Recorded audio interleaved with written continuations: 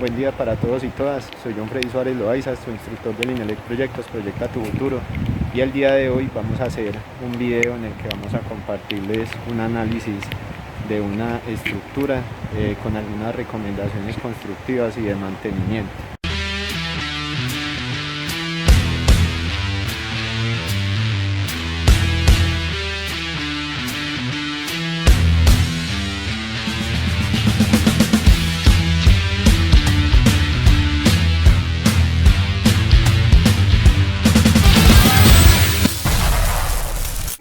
Vamos a aprovechar para mirar cómo está la corriente en esta línea. Debe estar la escala en la pinza voltiamperimétrica, la podemos manejar en 200 amperios. Sí. El neutro nos muestra 20 amperios.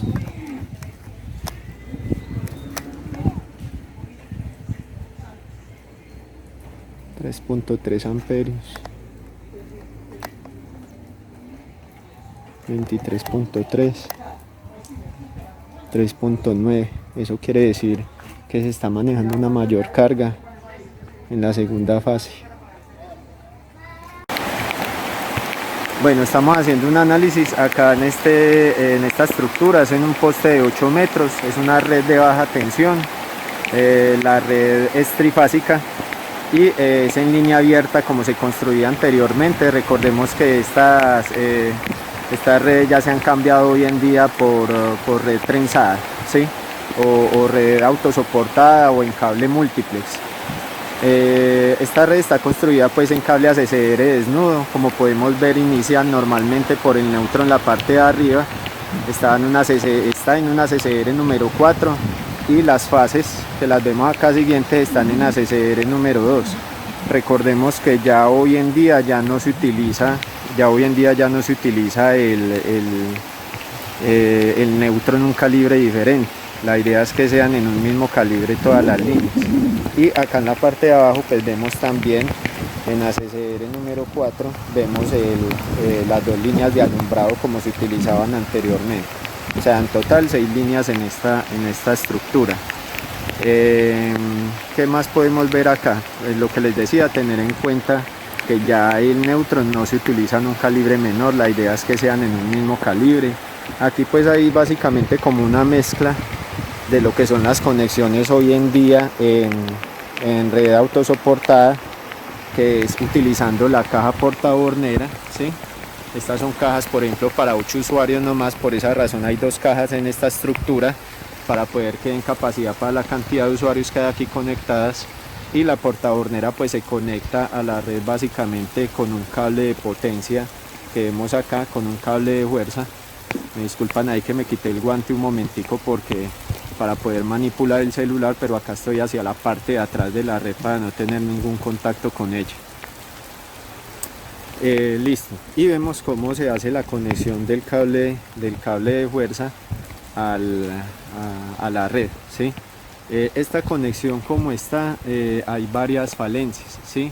Primero que todo, los conectores de compresión, los conectores de tipo H o DBH, pues no están ponchados adecuadamente. Normalmente estos conectores se deben ponchar desde el centro hacia afuera, hacia los extremos, sacando todas las cámaras de aire que se puedan formar allí, que después van a representar una resistencia y va a ser lo que va digamos a provocar una falla en la línea. Entonces la idea es no dejar estas digamos montañitas que se ven allí en el conector, sino que él debería quedar plano, totalmente ponchado. Acá básicamente pues se ve que se le dieron 4 ponchazos al conector y no debería ser así. Debería estar, como les digo, del centro hacia afuera, todo asegurado. Otro error constructivo acá es que el conector como tal no debería ir directamente a la línea. Recordemos que estos conectores, como todo conector, pues con el tiempo, ya sea por este ponchado o por estar a la intemperie, pues van a fallar, ¿sí? Como estos que vemos acá que se utilizaban anteriormente, estos conectores bimetálicos que normalmente fallaban mucho. Estos los reemplazaron obviamente por la caja portabornera pero anteriormente fallaban mucho porque se iban sulfatando, ¿sí? Se iban sulfatando y finalmente aislaban la conexión. Estos conectores de compresión no son la excepción, en ellos también se presenta ese tipo de aislamiento, ya sea porque falla la conexión o por el ponchado o porque se sulfatan por estar a la intemperie. Pero el fin de estos conectores finalmente va a ser que empiezan a formar una resistencia, y ustedes saben que eso es como un punto caliente que empieza a comerse básicamente la línea y todo el cuento. Aquí pues vemos que llevaron todas las líneas, tanto neutro como fases. Por cierto, estas fases ya están cristalizadas, ¿cierto? Ya se cristalizaron por estar en la intemperie. Así como va fallando el aislamiento de los cables, pues va a fallar también después esos conectores. Y el problema es que cuando eso suceda, pues ellos se van a comenzar a comer la línea, ¿sí? Ese punto caliente allí se va a comenzar a comer la línea, y lo que va a suceder es que se va digamos, a reventar la línea. Por eso son algunos de los daños que suceden en las líneas abiertas. Entonces acá lo que había que haber instalado, conforme a las condiciones constructivas que se utilizaban anteriormente, era una brida o estrío entizado, ¿sí? Lo montamos entizado aquí a la línea, un estrío entizado a la línea con mismo aluminio, y sobre el estribo se hace el ponchado con el cable, con el conector de compresión. Esa debía ser la condición bajo la cual se podrían hacer estas conexiones directamente a una línea abierta, ¿sí?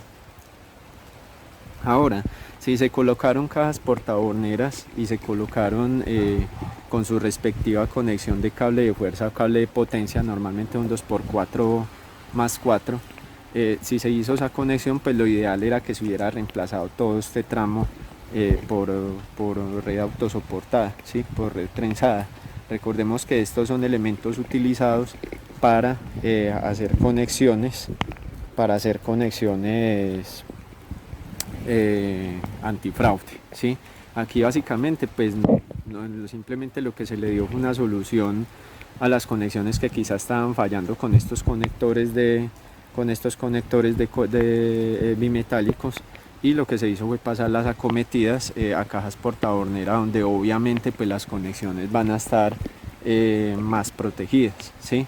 Pero básicamente la idea de esta conexión es que acá no está trabajando como antifraude, porque igual cualquiera puede hacer sus conexiones a la línea abierta, ¿sí? Entonces esos son algunos de los aspectos que encontramos en esta estructura. Habría mucho que mejorar, incluso pues allí vemos que ya se han puesto algunos separadores en la línea. Listo, ya enfocó algunos separadores en la línea, porque quiere decir que ya se han juntado, ¿cierto? Ya se han destensionado las líneas y ya se han ido juntando y han tenido contacto, ¿sí? Aquí lo ideal sería cambiar a red trenzada, cambiarlas a una red trenzada, una red autosoportada en cable múltiplex, y que no queden todas estas conexiones expuestas. Recordemos que ese cable de fuerza tendría que quedar conectado con conectores de perforación, también conocidos como conectores piercing, y los cuales son utilizados pues para conexiones directamente en cables aislados. Como lo dice su nombre, son conectores de perforación. Entonces la idea es que ellos simplemente perforan el aislamiento, pero no dejan ninguna conexión o ningún, digamos, punto energizado expuesto, como podemos ver de esta manera. Entonces esas son algunas de las condiciones constructivas que encontramos acá, algunas de las recomendaciones de mantenimiento, por ejemplo en el instalado de estos conectores de compresión, que se podrían tener en cuenta en este tipo de redes de baja tensión, ¿sí?